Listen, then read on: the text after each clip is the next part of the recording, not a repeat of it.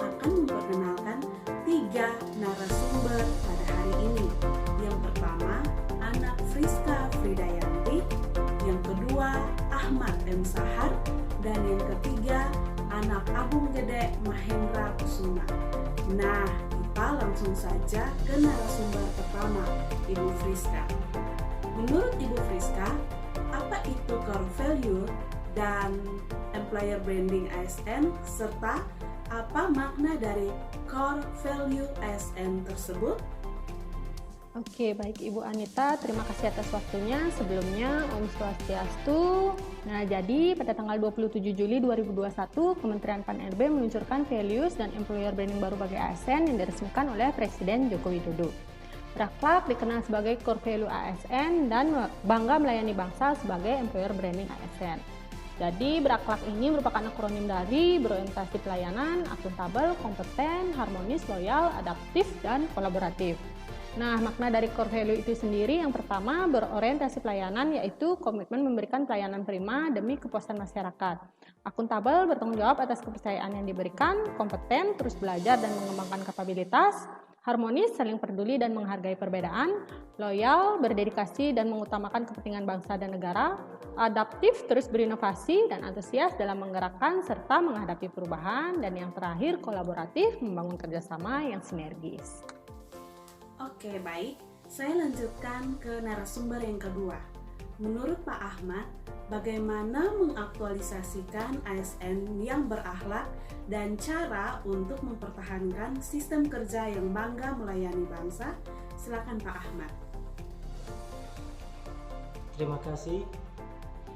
Jadi poin yang pertama adalah bagaimana untuk mengaktualisasikan ASN yang berakhlak, dan juga yang kedua cara untuk mempertahankan sistem kerja yang bangga melayani bangsa.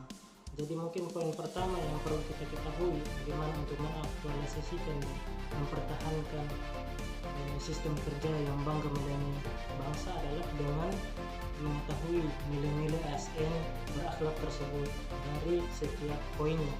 Berakhlak itu bagaimana poin-poin nilai-nilainya apa harus diketahui, dan yang berikut adalah mengimplementasikan dalam kehidupan kita sehari-hari, baik itu di lingkungan kantor maupun di lingkungan kita kerja, sehingga menjadi habit atau kebiasaan. Nah, itu caranya untuk bagaimana kita mempertahankan dan mengaktualisasikan. Terima kasih. Saya kembalikan. Oke, kita langsung saja ke pertanyaan ketiga kepada narasumber Pak Hendra. Apa saja nih kira-kira isu yang terjadi terkait pengimplementasian seorang ASN berakhlak? Silakan Pak Hendra. Om Swastiastu. Baik, sebelumnya terima kasih Mbak Anita. Jadi menurut saya pada realitanya dalam pengaplikasiannya atau pengimplementasiannya terkadang masih kurang mencerminkan nilai-nilai ASN berakhlak. Kenapa?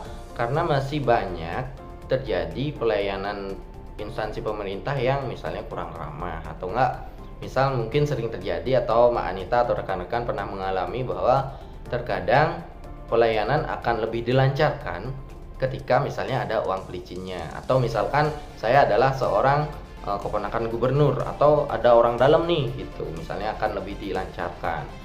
Terus gimana dikatakan ASN itu mencerminkan nilai harmonis apabila di lingkungan kerja kita antar rekan kerja itu masih saling menjatuhkan atau gimana gitu. Jadi menurut saya.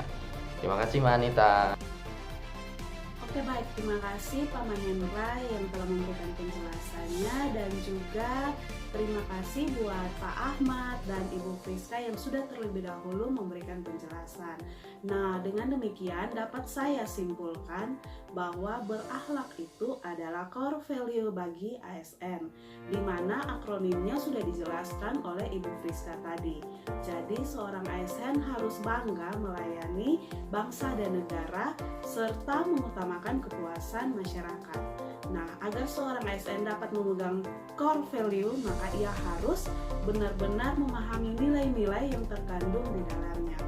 Oke, semangat ASN 2022.